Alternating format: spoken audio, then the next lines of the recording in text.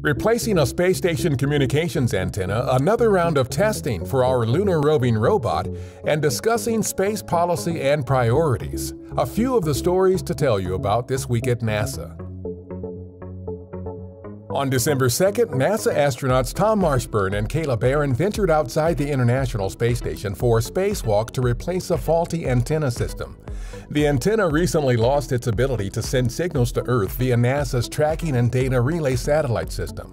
Although the antenna's condition has had limited impact on station operations, mission managers decided to swap it out with a new antenna to ensure communications redundancy. NASA's Volatiles Investigating Polar Exploration Rover, or VIPER, went through a second round of egress testing at our Johnson Space Center. Similar to a car after a cross-country trip on an auto transport, VIPER's egress is the process of the rover making its way out of the lunar lander and down onto the surface of the Moon, albeit after a much longer journey from Earth to the Moon.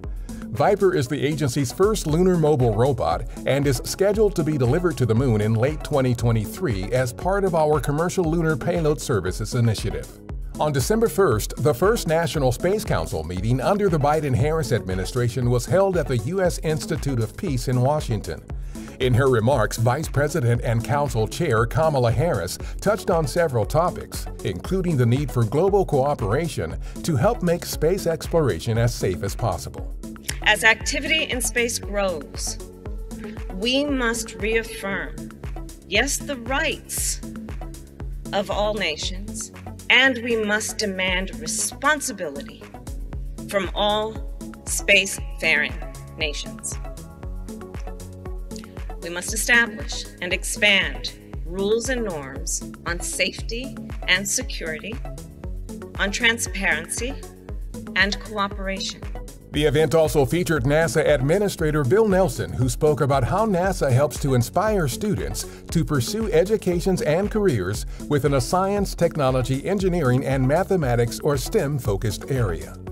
Administrator Nelson and Deputy Administrator Pam Melroy visited our Marshall Spaceflight Center on November 29th and 30th for a first-hand look at the center's vital work to advance the deep space exploration endeavors of our Artemis program.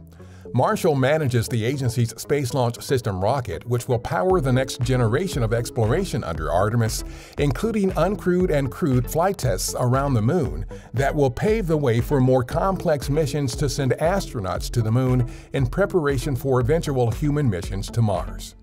NASA is accepting applications for new flight directors to lead highly trained teams during human spaceflight missions to the International Space Station and upcoming Artemis missions to the Moon, and eventually the first human missions to Mars. Qualified U.S. citizens can apply.